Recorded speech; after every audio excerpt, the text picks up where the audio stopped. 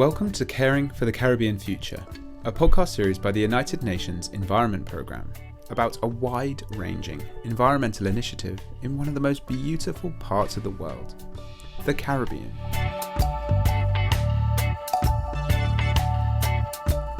In this two-part series, we're going to travel from one Caribbean island to another, hearing from some of the people involved in the IWEco Project. This is an initiative that's addressing water, land, and biodiversity management in 10 Caribbean countries. Co-hosting the series is myself, Tom Gordon-Martin, and alongside me is Donna Sue Spencer, who's been working on the project since 2018. Hello, Tom. It's great to have an opportunity to explain the work of the project in some of the islands. Donna, I'm really excited to begin this series because we're going to meet a diverse group of interesting people working so hard to protect this beautiful part of the world. But first, I think we've got to explain what this project is about and why it's so important.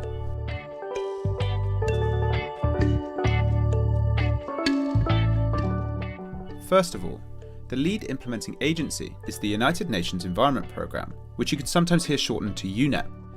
And before we go any further, it's worth going back a little bit to explain just what that means.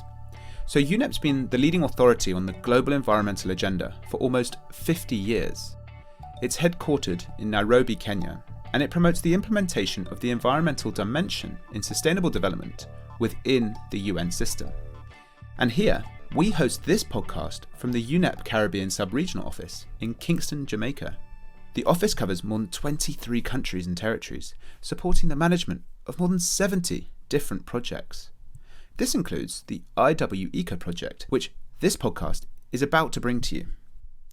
Through the IWEco Project, and other similar ones, UNEP aims to deliver environmental expertise and services closer to the countries of the region, whilst also assisting states to integrate environmental sustainability into their national plans towards achieving the 2030 Agenda for Sustainable Development. And so to realise these goals, we work closely with other UN agencies and offices, and one being the UNEP Cartagena Convention Secretariat Office, who also work from their regional office here in Kingston. Donna, as the IWEco Project's representative, please can you tell us a little bit more about it? IWEco is quite a long name for the project. It speaks to integrating water, land, and ecosystems management in Caribbean small island developing states. So the project tries to help 10 countries, all of which are small islands and developing in the Caribbean, to manage or to address water, land, biodiversity, and climate change issues as well as possible. It is funded by the Global Environment Facility and implemented largely by the United Nations Environment Programme out of Kingston. So it's based at the Cartagena Convention, and I'll get to that in a little bit. Actually, I wanted to get into that straight away. As you said, it's tightly linked to this thing called the Cartagena Convention. Please may you explain what this is and what is the link between that and the project which you've been working on? The United Nations Environment Programme established the Caribbean Environment Programme in 1981, and then later in 1983, the countries of the region, they adopted the Cartagena Convention. And the Cartagena Convention is the first and only regionally binding treaty of its kind. It promotes the protection and development of the marine environment of the region, essentially. And it provides the countries with some kind of legal framework. So the reason it's important to the IWEco project is that the IWEco project is about helping the countries to preserve Caribbean ecosystems, which are of global significance, as well as, and this is very important, also to help with sustainable livelihoods. So the IWEco project's working within the legal framework of the Cartagena Convention, which was signed almost 40 years ago. Is there a specific example that you have of how these two things relate? So the IWEco project follows an earlier project, which really was one of several throughout the Caribbean, which looked at ridge to reef. So think about the mountains surrounding an area of land, which is then drained by a river, and the river ultimately reaches the sea.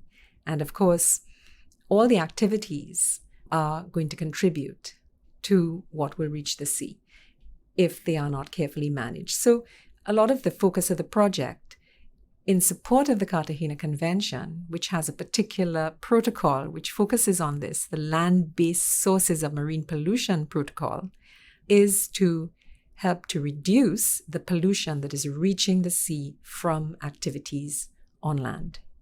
We've heard a lot about small island developing states in recent weeks and months being the most vulnerable to our changing climate, not least where we are now in Kingston, Jamaica.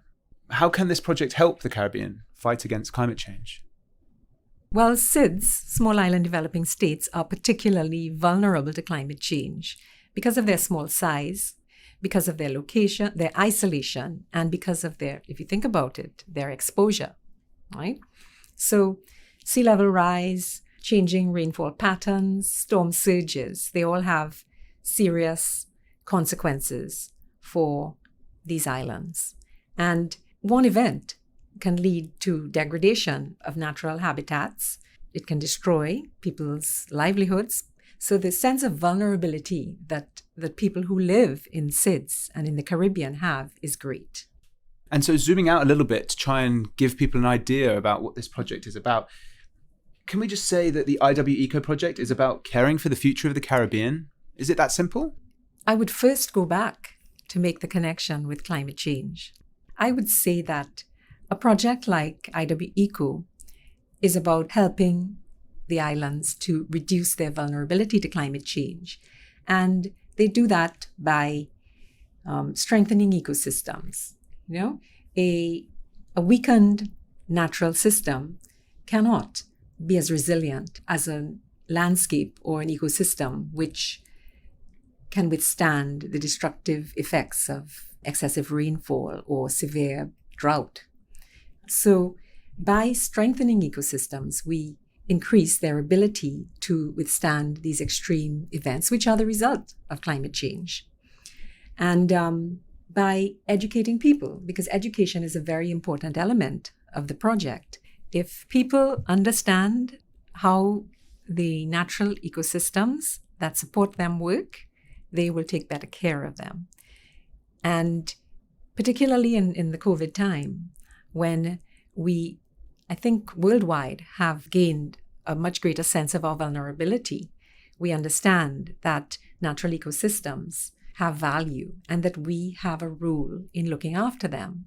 So living in harmony with our environment is an important element of what we need to do if we're going to do things differently, so that there is not this constant tug of war between the environment and our activities. Then how do we do the things that are sustainable? And this is part of the learning of the project. The project feels very strongly about sharing what is learned and helping to ensure that the things that are working can be continued. It's almost time to head to the first project, which is based on the small Caribbean island state of Saint Kitts and Nevis. But without giving too much away, please, Donna, what can you tell us about this project? The particular activity that we're going to look at in Saint Kitts and Nevis is on the island of Nevis, the smaller of the two islands in this federation, which is significant because already Saint Kitts and Nevis is the smallest sovereign nation in the Western Hemisphere. These are two tiny islands, and we're going to the tinier of the two tiny islands. In Nevis, the majority of the population, which I'm not sure if it reaches 11,000 persons, live near the coast. And in such a small place, there has been significant alteration of the natural environment. The project aims to reduce some of that degradation. In the particular wetland that you're going to hear about, older people in the community would have described going to this watering hole to recreate, to wash clothes. It was a center of the community. But over the years, for various reasons, it has become overrun by invasive species of vegetation. And the project essentially has been a partnership between the Nevis Historical and Conservation Society, our project personnel led by Dr. Saheli, who is the National Project Coordinator for IWEco in Saint Kitts and Nevis, and a residents group, the St. Thomas community, which basically will tell you how they got together to bring this wetland back to what it used to be. Yeah, and Donna, what it used to be is something that I've taken deep interest in while researching for this episode. The spring is actually named after the British Admiral Horatio Nelson, the successful naval commander and significant figure in British colonial rule in the Caribbean. Yes, a somewhat controversial figure. If you've ever visited London, you're sure to have seen Nelson's column in Trafalgar Square. The statue commemorates his death in the Battle of Trafalgar in 1805. In fact, there was a similar statue in Barbados, but that has been taken down.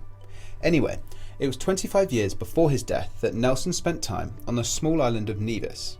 It was not long after America had gained independence from the British, and Nelson was sent to the Caribbean to make sure that British trade was not disrupted by American ships, which were now seen as their enemies.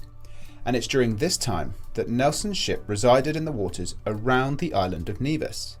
Nelson, along with his men, would take a small rowing boat onto the island to secure fresh drinking water from a natural well in a lagoon. And it's at this location where we will be heading today, to the now named Nelson Spring.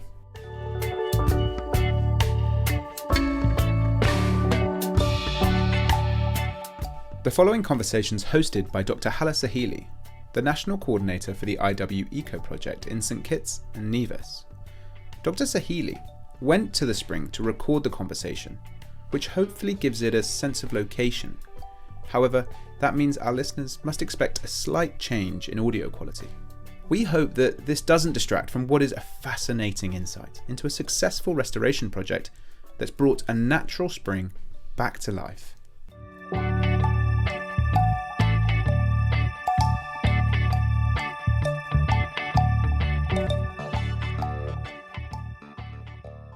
We're here. I'm Dr. Hala Sahili.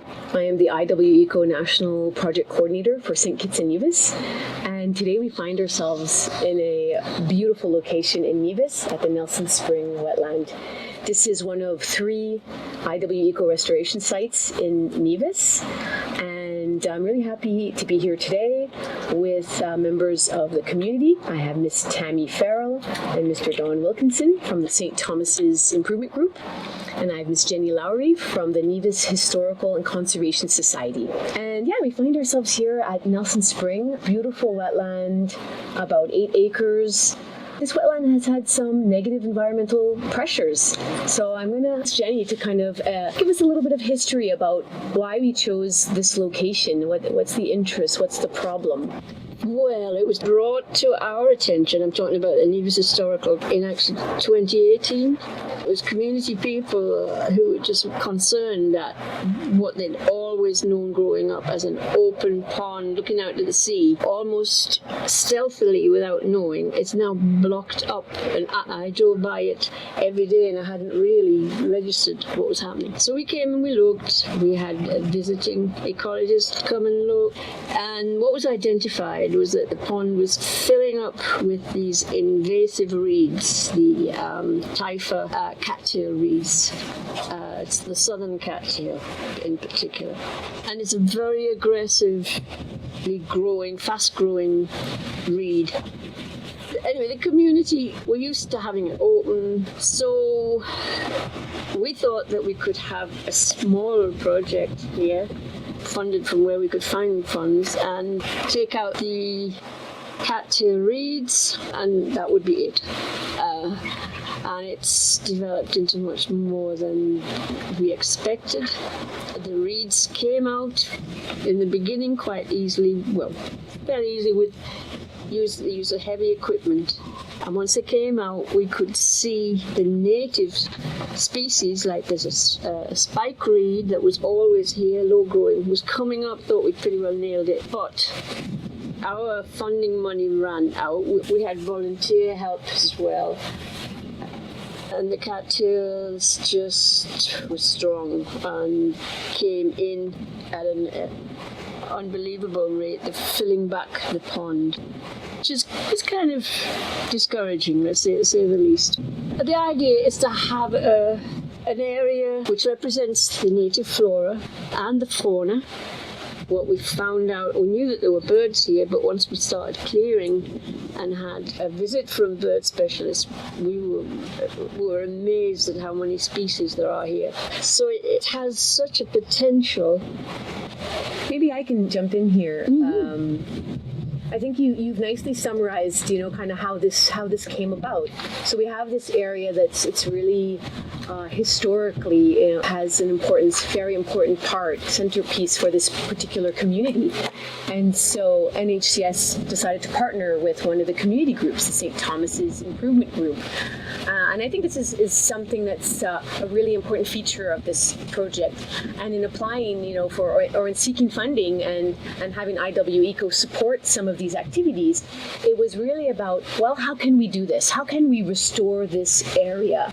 No one had really taken an attempt at doing this in a way that kind of takes into consideration the biodiversity and kind of how to do it in a way that would be sustainable.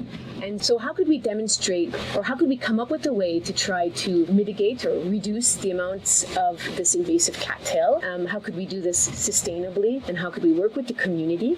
And how could we sensitize the public about this area and its importance? So this brings me to the community group. So Tammy, why don't you tell us a little bit about what this area means to this community? This area have history going back to Lord Nelson, but it also has history on a personal level to people, who are older than I, but people learn to swim here, they fish here, they bathe here, they wash here. The pond was more like a community meeting. So if you wanted to meet anybody, you go and have a chat, you would meet at the pond, because a lot of things from the village were done at the pond. The fishermen were right there at the sea, so the ladies could be there washing and the gentlemen will come off the sea and they will be there ready. And the children learn to swim in the pond. And the village, you can't say there was scarce of water because they had a pond to get fresh water from. A freshwater pond, which is really, people wouldn't expect that this coastal wetland would actually be mostly freshwater. Freshwater. And they also have a vein on one end where they could bathe as a hot spring. It's actually there at the pond also. We just haven't quite uncovered that area yet, but we're trying to get that back also.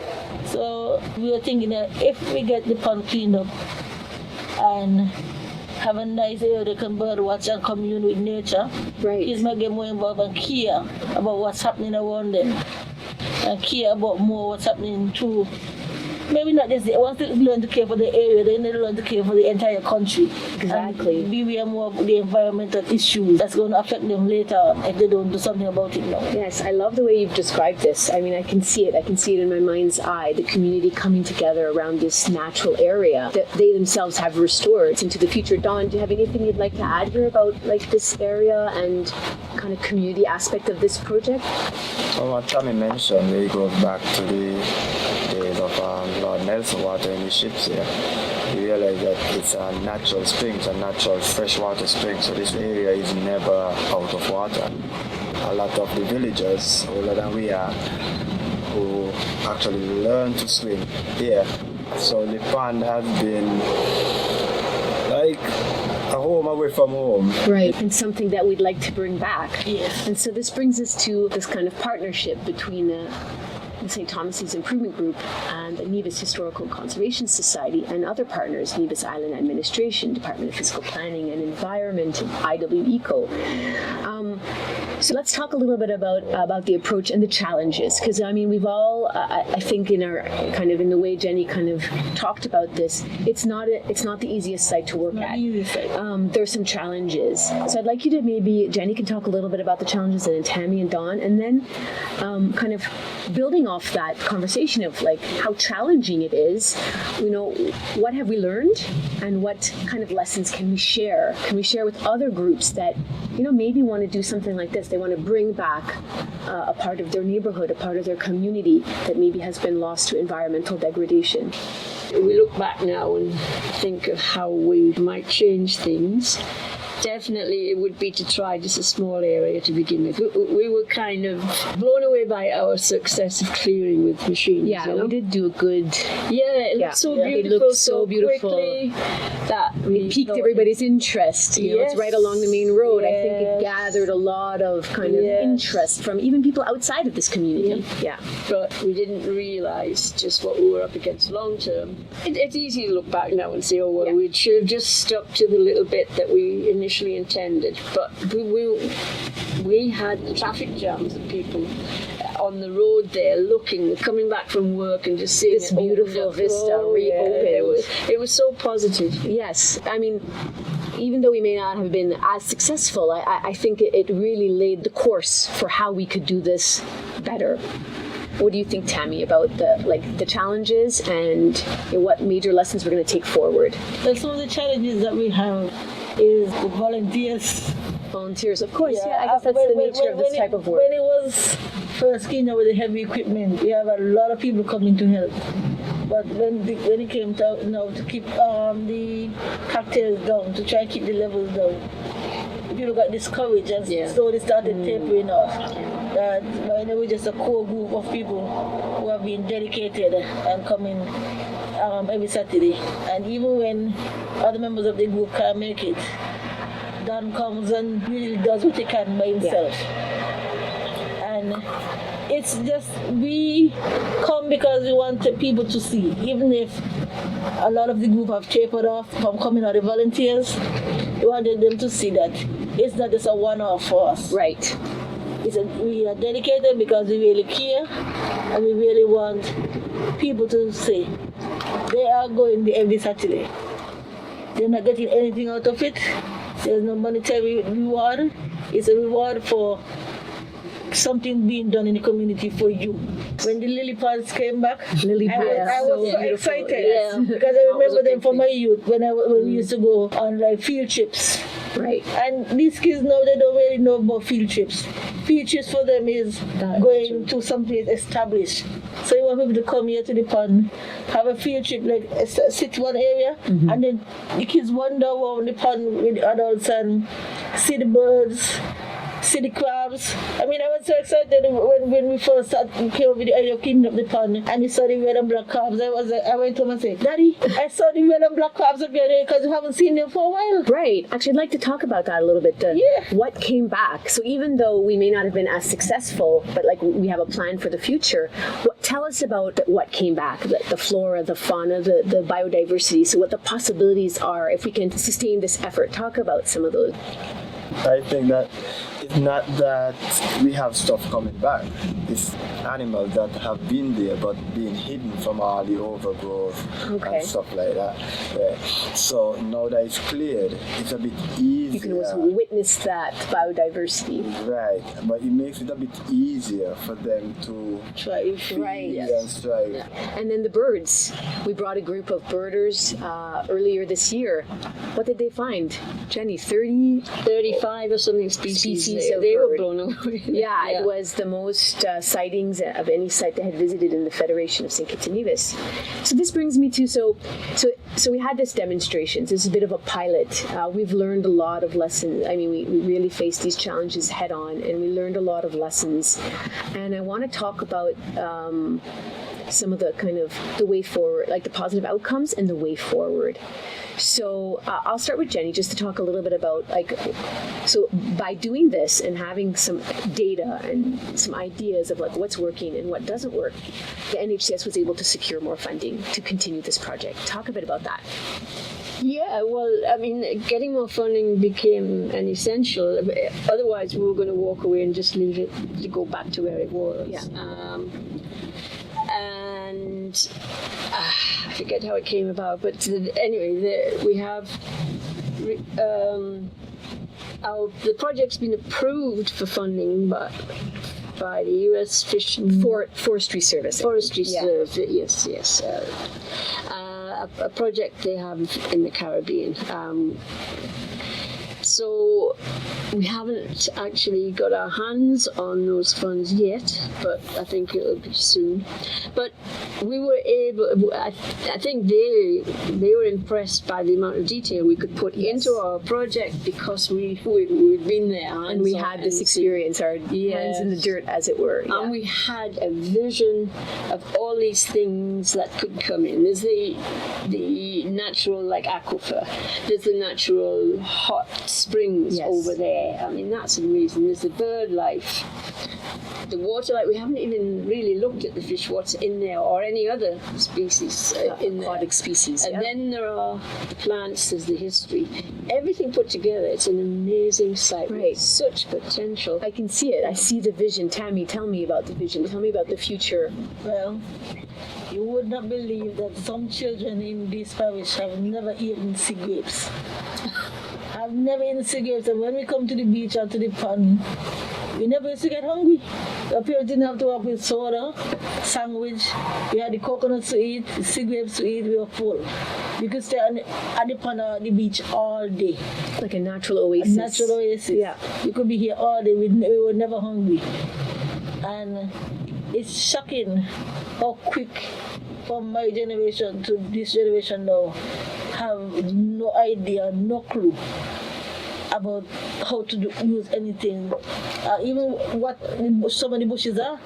Right, so you have this vision. You have this vision that here's this area with all of these kind of natural, fruits. You could have a child who are sitting in their womb, and you wouldn't have they could be a potential artist because they would have this view to want to come and draw or paint or take pictures of it or come and to take a photography. Trails and that sort of thing. And then the hiking and the walking, and you'll be surprised how quick obesity might go down. That's true. This has like effects throughout a whole community. Don, what's describe your vision of this area? I'm really looking forward to see maybe even a small gazebo, a bit elevated, where we could do a bird watching from. We've discussed about a little bridge across the pond,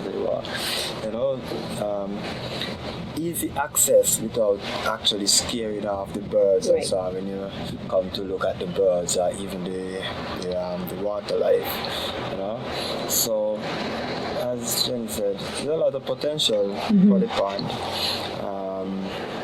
Harvesting the local fruits around here, mango, the sea grapes, coconuts, just coming back. We could see it coming back to kind of what it was, apart from the washing and all. Right, and all as that. A natural kind but of as a place. natural way, we could come and just chill out all day or for most of the day in the natural environment, getting that fresh air, without the pollution and stuff like that. You want to know there's an area where, and it's not too far from home. It's just a walk down the road, 5-10 minutes away from home. So, in the future, we could see it as a site or a park, really a park, but a site where we can really come and chill out. And it's either you're at the freshwater pond, let me say Nelson Spring, or you're at the beach. You've got both options. You have both options. A true, I can see it, a true natural oasis. Thank you so much. I don't know if you have any final comments, but you've really helped me kind of see this vision for the future. So, and I love that through partnerships, especially with NHCS and community groups and kind of this, we know that we need better tools, which I think that this new set of funding is going to help for better tools to kind of keep this invasive species at bay, and continued kind of sustained effort by the community and even people outside of this community, because it really seems to me like almost a treasure for the whole of Nevis, actually. And the knowledge that we've already learned from this demonstration aspect of the IWEco project, I think we have all the tools moving forward to really bring this to fruition and bring your vision, to reality. And I'd like to thank you for that effort, all of you here today.